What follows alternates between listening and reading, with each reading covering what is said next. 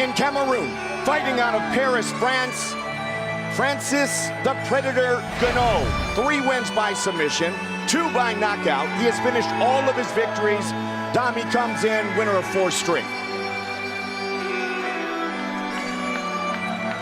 Ngannou, you know, the thing about this guy is he wants to just strike with you. We were just talking about Luis Enrique being a brawler, but, you know, Francis brings a little bit more of a technical standpoint to his striking. He likes to utilize his jab to set up his power. He likes to move his feet a little bit. He's got some head movement in there, whereas Luis Enrique has more of a stalking Muay Thai style.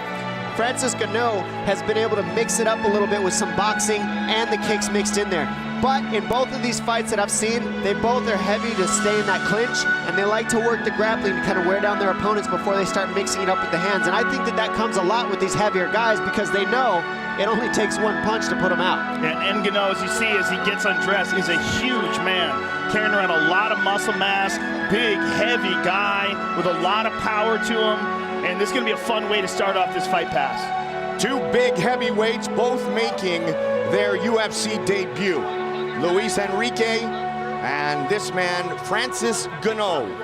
How about the length of those arms that he has, though? His arms go all the way down to his knees. He's huge, and he's got enormous feet. That was one thing that was looking when he's standing on the scale. I mean, this is a big, big man. I just wonder what his reach looks like, seriously. I mean, his reach has to be out of control. His arms are so long, and that's so difficult to deal with a striker and a grappler on the takedowns. When you get in that clinch and they can lock their hands and wrap their arms all the way around you, it changes things. One thing is going to be interesting is he's carrying around a lot of mass, Dominic. And you look at all that muscle's got to be fed. This is a big, big guy. And it's a lot of oxygen requirements we're looking at. Couldn't agree more. I wouldn't know about all that muscle mass. Joe would. I'll know about getting tired. That's what I know about. There you go.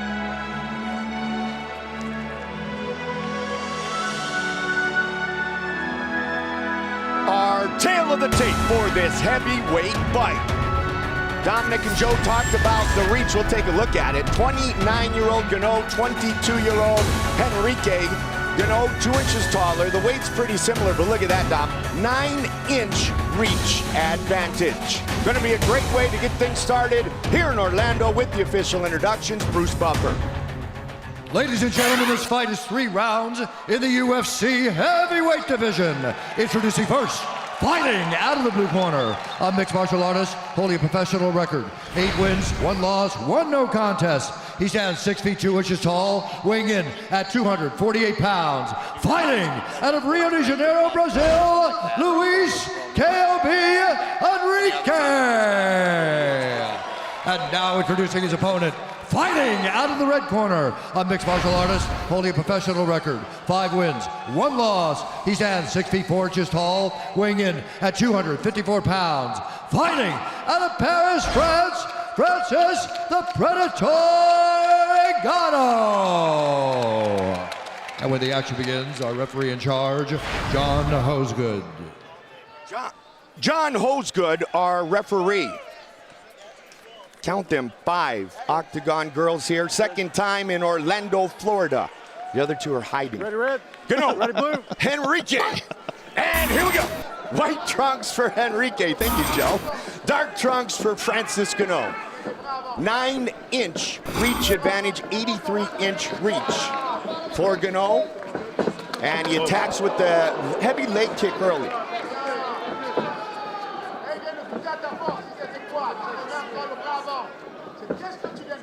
Dom, how should Henrique look to counter this reach advantage that his opponent has? He needs to mix in some feints in there and try to get Ngannou to throw something before he's ready for it. He's got to bring out the strikes of Ngannou early with the fakes, and that will help. And there's that wrestling. Very nice takedown. Caught the kicks, got him on his back, and let's see how Ngannou works off of his back here. In the past, he's worked well to get an underhook from half guard and stand up with that, as I've seen Ngannou do, but with the brown belt on top of him and his guard closed, I think he's going to have a hard time getting up early in this fight when they're dry, too. And again, as we said, Enrique has wrestling talent as well. He was on the Brazilian wrestling team, as Joe talked about, while he was entering the octagon. Brazilian wrestling champion, looking for some ground and pound early. Trying to posture up. Got to look out for these up kicks. Yeah, good use of the up kicks by Ngannou. Look at the size of the feet of Ngannou. I mean, that is a big man. Well, we're in the house that Shaquille O'Neal built, so we've seen this before here. Enrique, careful with the fingers. In full guard here, not looking to pass at all yet. Be careful with the fingers.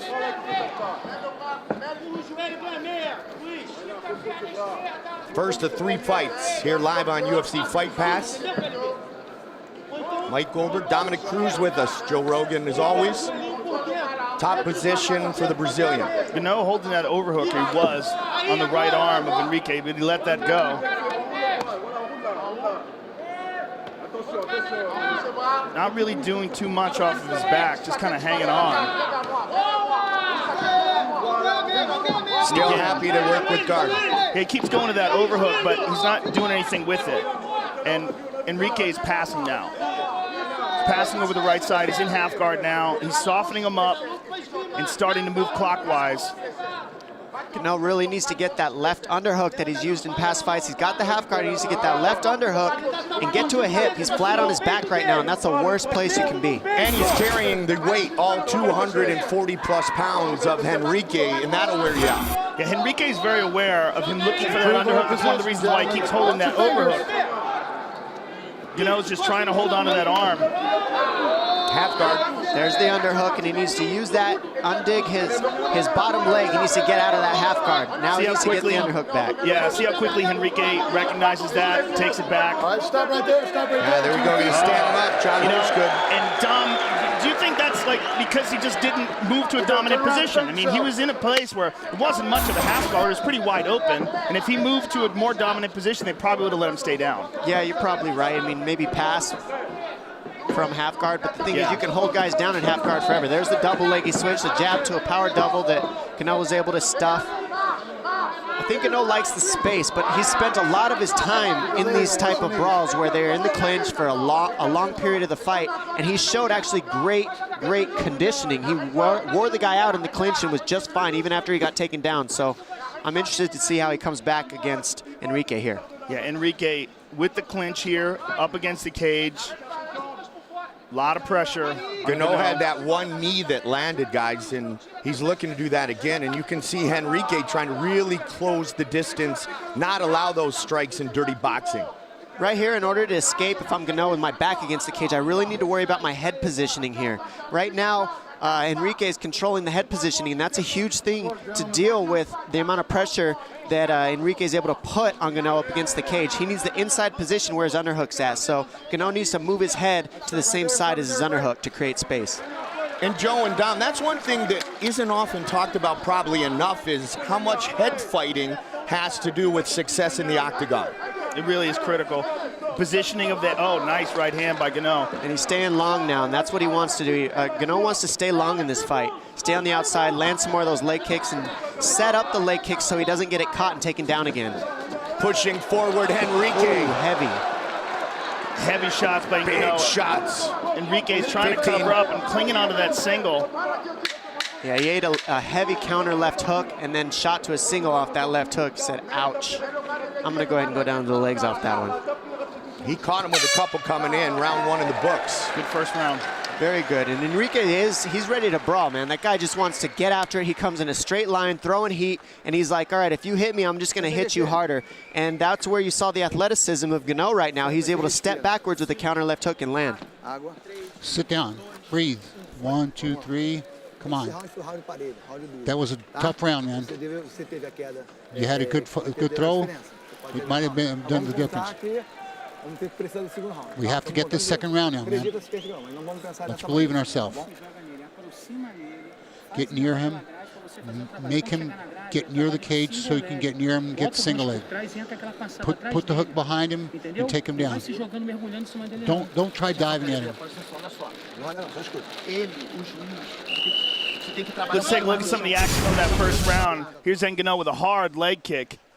And Enrique really caught the second one, got him down, and spent the majority of the round on top here. And here you see some good action. Boom. There's that shot you were talking about. And it was actually a counter right. And Dom, that's what his corner was talking about. Don't lean in on those takedown attempts. Exactly. I mean, he came running forward with his arms out kind of like a mummy, and he paid for it with an overhand right. One of those in a heavyweight fight, honestly, one of those in most every fight, can end it quickly, especially when you've got two heavy-handed heavyweights, both making their UFC debuts. Fränsiса Ngannu in the black trunks, Luis Henrique in the white trunks. Ngannu's had some real success with that right low kick. He just needs to set it up so he doesn't get taken down by Henrique this time. Just throw a little bit of hands before and finish with it, and then he can land it more. There's a good right hand over the top, and he anticipated the clinch, got out of the way. Good sharp stand-up from Ngannu. This is where he wants the fight to be. Combination followed up. But he's loading up every shot, really tensing up, putting everything into these punches. Ooh, nice knee. Looking for the plum clinch. Henrique getting low here, looking for that double. He's got his hands connected. Let's see if he can execute it. Ngannu 6'4", Henrique 6'2". Good defense by Ngannu. Really wide stance, distance strikes. Ngannu 12, Henrique just 4. And now Henrique in the position that his corner is telling him to get into, going on the double on the cage, and look for him to reach behind with his legs, behind the legs of Ngannu, and try to pull the leg out with his legs. Does that mean you speak Portuguese because you knew they were saying that? Actually, we have a very good translator that's in my ear. I like that. Round 2. Fight scheduled for 3 5-minute rounds. Dom, what's your feelings on that, on breaking guys up in the cage when they're trying to work? You know, this ref has broken these guys up on a couple occasions that I thought was a little different, but I mean, they're heavyweights, so I think he's just trying to keep the pace high. I think it actually favors Ngannu in that situation, but here we are again right here. Henrique put the fight where he wants it. He's got double underhooks and head position, and this can really stop the reach of Ngannu, and that's the type of fight that Henrique needs to have. He needs to stay close, stay in the pocket, and look for heavy shots when they're punching, and stay close and look for takedowns up against the cage, and that's how he wins. Yeah, I'd like to see Henrique mix his takedown attempts up, chain them together too. He keeps going to the same attack over and over again, and then Ngannu is stuffing it each and every time. Oh, yeah, good he's combination. bloodied up too. Nice Henrique bloodied up. And you're starting to see Henrique go for the shot because he's tired on the feet, and that's the truth. And Ngannu with some serious power. Ngannu knows it. He's done. That's it. That's it. It's all over. Wow. Knockout. Fränsisa Ngannu. Wow. Vicious uppercut. Serious power from Ngannu. That left uppercut was nasty. Gosh, you guys got a good seat here. That was incredible. This is the best seat in the house, buddy. This is where we watch you fight. Not enough lately, but a lot coming up. Don't remind me. I won't. I promise. I promise. Man, coming soon. Outstanding combinations from Ngannu. Look at this right hand. Sneaks through, catches him on the temple, had him hurt. And a barrage. Look at this left uppercut, and that's the end of the fight right there. He landed one more shot afterwards, but he was completely out. He landed that one on the neck, actually. You know, you don't see a lot of 4 to 5 piece combinations from big heavyweights, and that's something that Ngannu did very well, and that's what made the difference in this fight. I mean, if you're throwing 1 or 2 heavy shots as a heavyweight, it's much easier to block with your arms up, but with 4 or 5 punch combinations from uppercuts to hooks to straights, it's extremely hard to defend that, especially when you're tired the way Henrique was. And you had said right before that flurry, Dom, that you could see Henrique was starting to tire out. You know, when you start forcing takedowns without setting them up the way Joe was saying, you know as an opponent that this guy's getting tired. He didn't set that takedown up. I can feel it. And then you got to put the pressure on with the hands. And Ngannu had such an advantage in the stand-up, especially with the power, as soon as they did separate, and Ngannu just started putting those combinations on him. Let's take one more look at it. Look at this beautiful left uppercut right in front of us watching it. I mean, that's just picture perfect. Take a second look at it. That's nasty. That is a pretty 5. Absolutely. And he had That's what we 1, call 2, that. 3, and 4 first. Yeah. Great job by Fränsisa Ngannu to make it official. Here's Bruce Buffer. Ladies and gentlemen, referee John Hosgood has called a stop to this contest at 2 minutes, 53 seconds of the second round, declaring the winner by knockout, Fränsisa the Predator Ngannu.